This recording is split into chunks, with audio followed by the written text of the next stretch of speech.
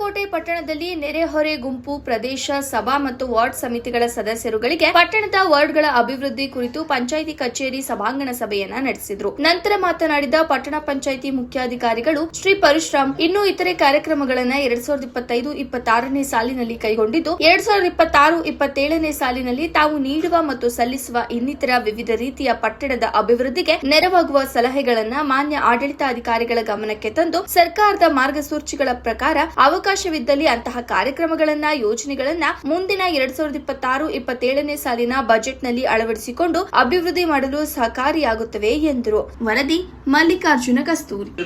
ಏನು ಹೇಳ್ತಾರೆ ಅದನ್ನ ನಾವು ಸರ್ಕಾರ ಮಟ್ಟಕ್ಕೆ ಕಳಿಸಬೇಕಾಗಿರೋದ್ರಿಂದ ಹಾಗೂ ನಮ್ಮ ಪಟ್ಟಣವನ್ನ ಉಜ್ವಲ ಪಟ್ಟಣವನ್ನಾಗಿ ಅಭಿವೃದ್ಧಿ ಮಾಡ್ಬೇಕಂತೇಳಿ ಒಂದು ದೂರದೃಷ್ಟಿ ಇಟ್ಕೊಂಡು ಈ ಒಂದು ಸಮಿತಿ. ಹೋದ ವರ್ಷ ನಾವು ಅಂದಾಜು ಮಾಡಿದ್ದು ಒಂದು 14,24,00,000 ನಾವು ಅಂದಾಜು ಮಾಡಿದ್ವಿ. ಅದರೊಳಗೆ 8,26,00,000 ನಮಗೆ ರಿಲೀಸ್ ಆಗಿದೆ. ಅದಕ್ಕೆ ನಾವು ಏನು ಮಾಡ್ಬೇಕಂತಂದರೆ, ಇವಾಗ ಡೈರೆಕ್ಟ್ ಒಂದು ಕೌನ್ಸಿಲ್ ಬಾಡಿ ಇರ್ತೈತಲ್ಲ, ಅವ್ರ ಕಡೆಯಿಂದ ಒಂದೇ ಒಪಿನಿಯನ್ ತಗೊಂಡ್ರೆ ಇದರೊಳಗೆ ಭೇದ ಭಾವ ನಡಿ ಚಾನ್ಸಸ್ ಇರ್ತಕ್ಕಂತೇಳಿ ತಮ್ಮನ್ನೆಲ್ಲರನ್ನೂ ವಾರ್ಡ್ ಸಮಿತಿ, ನೆರೆಹೊರೆ ಗುಂಪು ಮತ್ತು ಪ್ರಾದೇಶಿಕ ಸಭೆ ಅಂತೇಳಿ ಈ 3 ಗುಂಪುಗಳನ್ನ ಕ್ರಿಯೇಟ್ ಮಾಡಿದ್ದಾರೆ.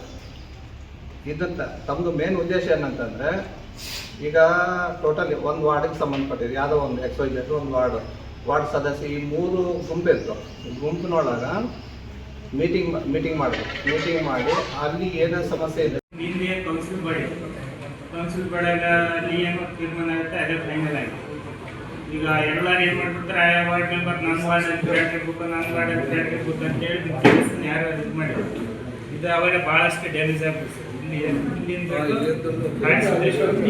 ಮತ್ತು ಅಲ್ಲಿ ಶ್ರೀ ರಸ್ತೂರಿನ ಹೋಗ್ಬೇಕು. ಇವಾಗ ನೀವೇ ಫೈನಲ್ ಸುಪ್ರೀಂ, ನೀವೇ ಮುಖ್ಯ ರಸ್ತೆ ನೀವು ಮಾಡಿ. ಯಾಕಂದ್ರೆ ಅವಾಗ ಕೌನ್ಸಿಲ್ ಬಾಡಿ ಇರುತ್ತೆ, ನಮ್ಮ ವಾರ್ಡಲ್ಲೇ ಇರ್ಬೇಕಪ್ಪ, ನಮ್ಮ ಕಾಮನ್ ಆಗಿ ಅವರು ಸದಸ್ಯರು ನಮ್ಮ ವಾರ್ಡಲ್ಲಿ ಯಾರೋ ಜನಗಳು ಪ್ರೆಜರ್ ಇರ್ತಾ ಆಯ್ತು. ಅದು ಒಂದು ಮೇನ್ ನೋಡಿ ಸರ್. ಅವರ ಭಾಳ ಇಲ್ಲ ಬರೆದಿಲ್ಲ, ನಾನು ಮತ್ತೆ ನನ್ನ ವಾರ್ಡನ್ನು ಕೊಟ್ಟೀನಿ. ಅದು ನೀವು ವಾರ್ಡ್ ಅಂತೇಳಿ ಕರೆದಿಲ್ಲ, ಕೊಡ್ತೀನಿ ಆದ್ರೆ ಗಮನಕ್ಕೆ ಅಲ್ಲ ಸರ್, ನಾನು ಹೇಳಿ ಕೇಳ್ರಿ, ನಾನು ಕೊಡ್ತೀನಿ ಇಲ್ಲ ಅನ್ನಂದ್ರ. ಈಗ ನಿಮ್ ಗಮನಕ್ಕೆ ತಾಮಂದಿನಿ ನಾನು, ಯಾಕಂದ್ರೆ ಮೇನ್ ರಸ್ತೆ ಅದು. ಇವಾಗ ಇದು ಎಲ್ಲರೂ ಅಕ್ಸೆಪ್ಟ್ ಮಾಡ್ತಾರೆ.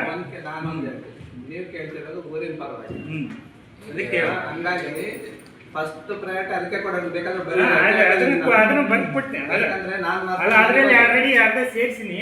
ಇದು ಇಲ್ಲಿಂದ ಸೇರ್ಸಿಲ್ಲ ನಾನು. ಬರೀ ಸರ್, ಬರೀ ಅಲ್ಲಿಂದ ಬಂದ್ಬಿಡ, ಅಲ್ಲಿಂದ ಧಾರವಾಡ ಆಗಲ್ಲ, ತೇರ್ಲಿಂದ ಇಲ್ಲಿ ನೀಟಾಗಿತ್ತು ಸರ್. ಹಳೆಯದು ಅದು ತೆಗೆದಿದ್ದಾರೆ ಸರ್. ಅದೇ ಜಾಗ ಹೊಸದು ಆಗಲ್ಲ ಸರ್. ಇಲ್ಲ ಸರ್, ಅದಕ್ಕೆ ಈಗ ಆಲ್ರೆಡಿ ಅದನ್ನ ಅಪ್ರೂವಲ್ ಆಗಿತ್ತು. ಅದೇ ಸೇಮ್ ಜಾಗದೊಳಗೆ 10 ಲಕ್ಷ ಲೀಟರ್ ನೀರಿನ ಟ್ಯಾಂಕ್ ಕಟ್ಬೇಕಂತೇಳಿ ನಮ್ಮ DMF ಪ್ಲಾಂಟ್ ಒಳಗೆ ಡಿಸರ್ ಅಪ್ರೂವಲ್ ಮಾಡಿದ್ರು. ಅದಾದಮೇಲೆ ಏನು ಇಶ್ಯೂ ಆಯ್ತು ಅಂದರೆ, ಆ ಸರ್ಕಾರ ಅದೇನು ಜಾಗ ಇದೆಯಲ್ಲ ಸರ್, ಅದು ಸರಸ್ವತಿ ಅಂತೇಳಿ ಒಂದು ಶೆಟ್ರದ್ದು ಓನರ್ಶಿಪ್. ಹಂಗಾಗಿ ಇನ್ನು ಅವರು ನಮಗೇನು ಹ್ಯಾಂಡ್ ಓವರ್ ಮಾಡಿಲ್ಲ. ಮಾಡದೇ ಇದ್ದ ಕಾರಣಕ್ಕೆ ಅವ್ರು ಏನು ಮಾಡಿದ್ರು, ಈಗ 41 ಸೆಂಟ್ಸ್ ಕೊಟ್ಟರು. ಅದೇ ಸರ್ವೆ ನಂಬರ್ ಒಳಗೆ 41 ಸೆಂಟ್ಸ್ ಕೊಟ್ಟಾದ್ಮೇಲೆ ಇನ್ನು ಇಲ್ಲಿ ಮಾಡಬೇಕು ಅಲ್ಲಿ ಮಾಡಬೇಕು ಅನ್ನೋದು ಇನ್ನೂ ಕ್ಲಾರಿಟಿ ಇಲ್ಲ. ಇವಾಗ ಅದು ಜಾಗ ಫೈನಲ್ ಆದಮೇಲೆ ಕೂಡ ಏನಾಯಿತು, ಆ ಕಾಂಟ್ರಾಕ್ಟರ್ಗೆ ಈಗ ಒಂದು 3 ವರ್ಷದ ಕೆಳಗಿನ ರೇಟ್ಸ್ ಇರೋದು. ಇವಾಗ ಆ ರೇಟಿಗೆ ಮಾಡೋಕೆ ಅವ್ರೇನು ಒಪ್ತಿಲ್ಲ ಅಂತ, ಹಂಗಾಗಿ ಅದು ಸ್ವಲ್ಪ ಇಶ್ಯೂ ಆಯ್ತು. ಅದಾಯ್ತಂದ್ರೆ ಅದೇ ಜಾಗ ಇಲ್ಲ, ಅದೇ ಸರ್ವೆ ನಂಬರ್ ಒಳಗೆ